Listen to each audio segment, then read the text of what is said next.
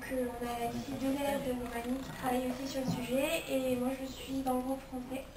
Donc d'abord ils vont vous présenter les directions dans lesquelles ils sont partis pour leur recherche et ensuite je vais présenter ce qu'a fait le groupe français.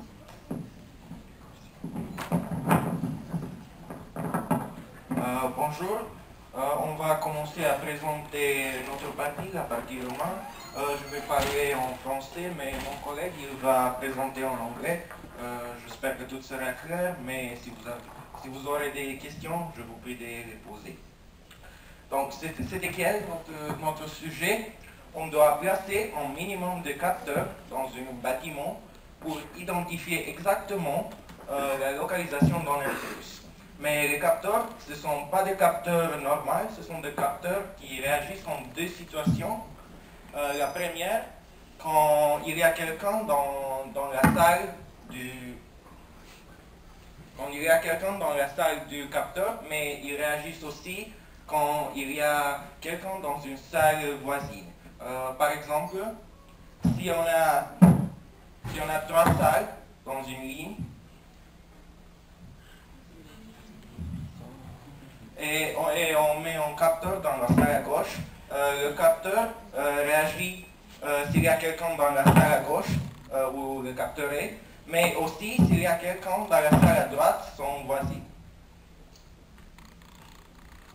Qu'est-ce qu'on a fait? On a 3 résultats. On a découvert les modèles pour lesquels on peut toujours localiser l'intrus parce qu'on a aussi des modèles qu'on ne peut pas résoudre. On a modélé informatiquement le problème et on a réalisé un programme en C++ qui peut résoudre tous les modèles en donnant le nombre minimal de capteurs. Now I'm going to talk about our initial approach. We started by trying to resolve simple models like these that you can see on the slide. We marked with an X a room that has a sensor. Okay.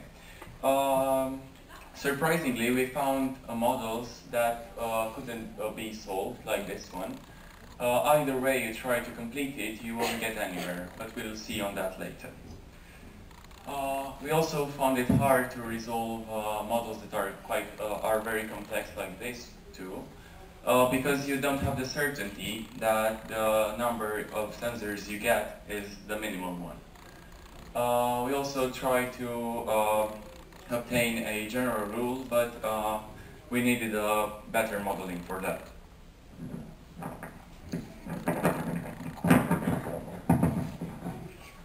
Donc, comme vous avez vu, le problème est assez complexe.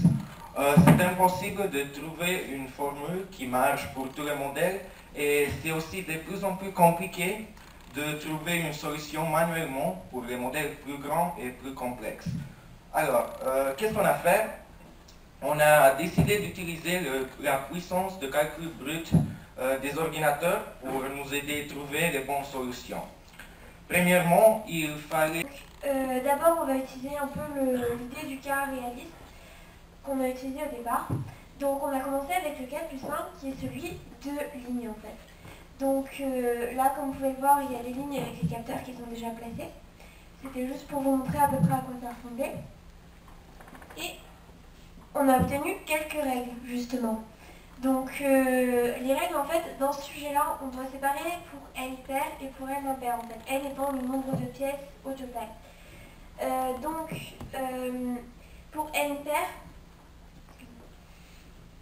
pour n pair, pour n impair, justement, on a réussi à trouver une formule qui nous donne le nombre minimal de capteurs, qui va être, en fait, c'est une suite qui marche pour tout n pair. Il y a une question là-haut. Je vous en prie.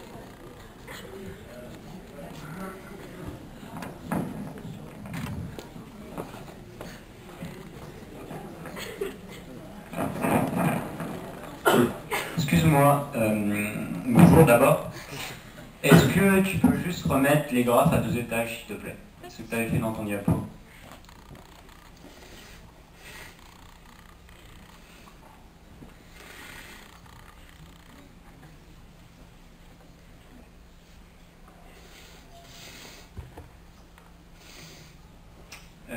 j'aimerais juste comprendre, voilà, si ça marche, alors attends, hop, là, ça marche. Pourquoi ce petit carré là, dans le coin? Alors justement, à chaque fois, lorsqu'on... je peux parler à cette... vous m'entendez là? Ouais. Bon. Alors à chaque fois justement qu'on a... à chaque fois qu'on a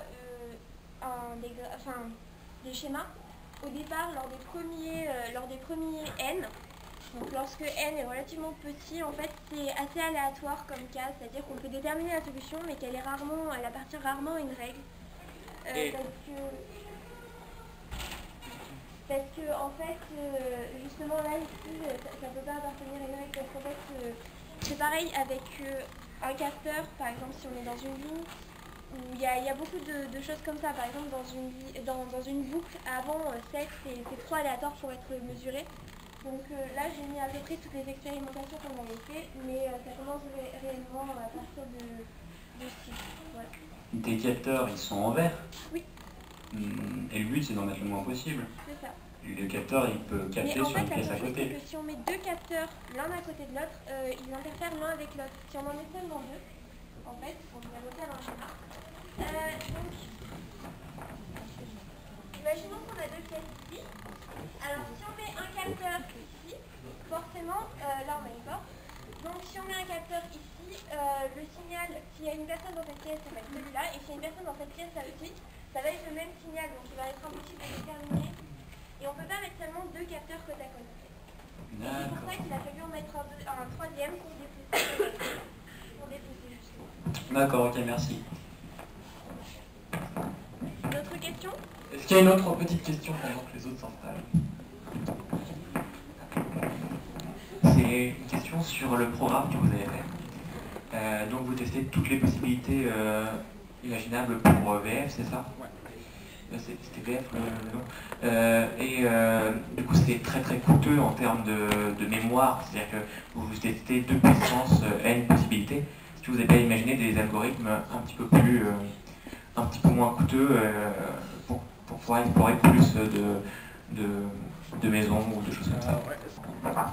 On a choisi cette méthode de backtracking, parce que on a étudié cette méthode à l'école et on la connaît mieux.